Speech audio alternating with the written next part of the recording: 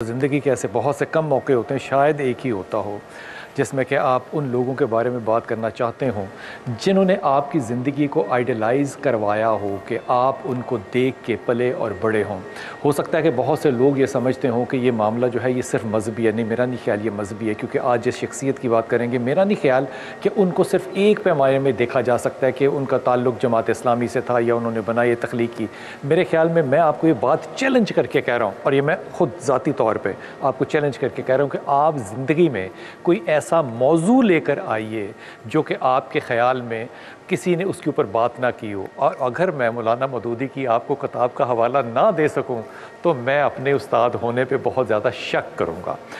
मेरे साथ बहुत अच्छे मेहमान हैं और गुफ्तगू का मौजू जो है वो सिर्फ आज एक शख्सियत होगा। वो इसलिए कि हम हमेशा इस बात पे बहुत ज़्यादा रद्द-ए-अमल देते रहे हैं कि हमारे यहाँ शख्सियत नहीं है जिसको हम आइडलाइज़ कर सकें। हम बातें हज़रत उमर ख़त्ताब की हो, हज़रत इमाम अली की करेंगे, लेकिन आज पाकिस्तान में वो लोग क्या मौजूद हैं जो कि जिनको कि हम आइडलाइज़ कर सकते हैं? हाँ, मेरा जवाब है हाँ। अगर आप अपने ज़हनी उस खाके को थोड़ा सा बड़ा कर लें तो मेरे ख़्याल में आज की गुफ्तगू से आपको इस बात का अंदाज़ा होगा कि पाकिस्तान में इल्मी तौर पे, अदबी तौर पे, मजहबी तौर पे, अखलाकी तौर पे हर तरह की कंट्रीब्यूशन जो है वो हमारे यहाँ ऐसी शख्सियतें मौजूद हैं जिन्होंने की है। हाँ, शायद मेरे जैसे उस्तादों की ये बहुत बड़ी कमज़ोरी रही है कि वो पैगाम हम आप तक पहुँचा नहीं सके, लेकिन आज ये कड़ी जो है ये इंशाअल्लाह कोशिश करूँगा कि जोड़ के जाऊँ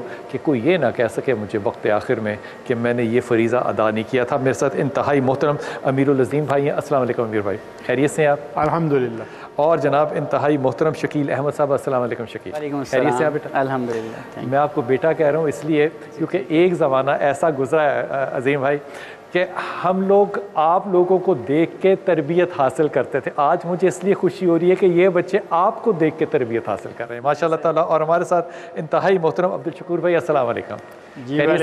आपकी पहचान हमेशा कंट्रीब्यूटर के तौर पे होती है, रमज़ान में होती है। आज ये कंट्रीब्यूशन रमज़ान से अलग और जुदा है। अगर आप लोग इजाज़त दें तो नौजवान से बात शुरू करूँ मैं सबसे पहले। शकील अहमद, ये फरमाइएगा कि आपके नज़दीक मौलाना की, शाह साहब की, मौदूदी साहब की, मौलाना मौदूदी की जो तारुफ़ी शख्सियत है, तारुफ जो है बहसियत एक फ़र्द के, आपको क्या लगता है कि मौलाना कौन है? मैं अगर प्रोफेसर खुर्शीद साहब के अल्फाज मुस्तार लूँ तो मौलाना मौदूदी रहमहुल्लाह बलाशुबा एक ज़माना साज, एक इंसान साज और एक तारीख़ साज इंसान थे कि जिन्होंने अपने दौर के अंदर, और उनकी यानी शेख अहमद यासीन और मौलाना मौदूदी रहमहुल्लाह ये दो ऐसी शख्सियात हैं कि जिन्हें नौजवानों ने आइडियलाइज़ किया। यानी मौलाना जब नौजवान थे तो उन्होंने अपने दौर के जो अकाबरीन थे, जो मुअज़्ज़ज़ीन थे, उस वक्त के शयूख़ थे, उलमाए कराम थे, उन्हें मुतासर किया और 24 साल की उम्र में अल जिहाद फ़िल इस्लाम लिखी और इंतहाई कम उम्री में वो जमीयत उलमाए हिंद के अखबार अल जमिया की इदारत संभाली। और जब वो बुज़ुर्ग थे तो उन्होंने नौजवानों को मुतासर किया। और नईम सदीकी लिखते हैं कि मुझे इस बात पर बहुत मुसर्रत होती है कि एक 74 साला जवां हिम्मत बुज़ुर्ग के गिर्द मैं कसीर तादाद में नौजवानों को देखता हूँ। तो ये यानी उनकी शख्सियत का एक मेरे ख़्याल में कमाल था कि उन्होंने दौरे जदीद के जो जदीद अज़हान थे उन्हें मुतासर किया और उन्हें अपने आप से जोड़ा। अज़ीम भाई, आपको किस चीज़ ने मुतासर किया मौलाना की? मैं समझता हूँ कि उनका एक वसी लिटरेचर है, तफ़हीमुल कुरान, बनौर बिगाड़, खिलाफत व मुल्कियत, यानी ज़िंदगी के हर मसले पर उन्होंने रहनुमाई की है। लेकिन उस पूरी चीज़ को अगर किसी एक लफ्ज़ में बयान करना चाहें तो वह है इस्लाम। वो इस्लाम जो फ़िक़ा से बहस नहीं करता, जो मसलक से बहस नहीं करता, बल्कि अताअत व फरमा बरदारी वाला इस्लाम।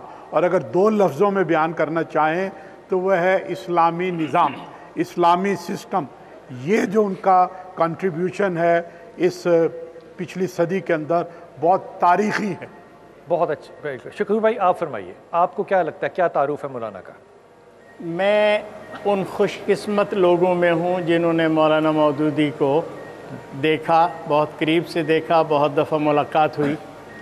3 पहलू उनकी शख्सियत के ऐसे हैं जो बहुत नुमायाँ हैं। जी, एक बतौर अदीब, ठीक। मैंने एक दफ़ा अनवर मसूद साहब को जो शायर हैं उनसे पूछा मौलाना आपको कैसे लगे, तो उन्होंने कहा मौलाना की तहरीर जो है वो दलाइल से भरी होती है। ठीक। मौलाना की तहरीर बहुत आसान है पढ़ने में, और मौलाना की जो है तहरीर वो ऐसे है जैसे रूह अफ़ज़ा आपके गले में कोई उंडेल दे।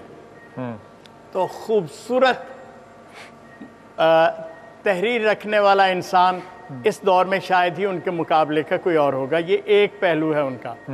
उनका जो दूसरा बड़ा अहम पहलू है वो ये है कि सदियों तक जो गर्द जमी हुई थी माशरे में, वो मज़हब को और दीन को एक जैसा समझते थे।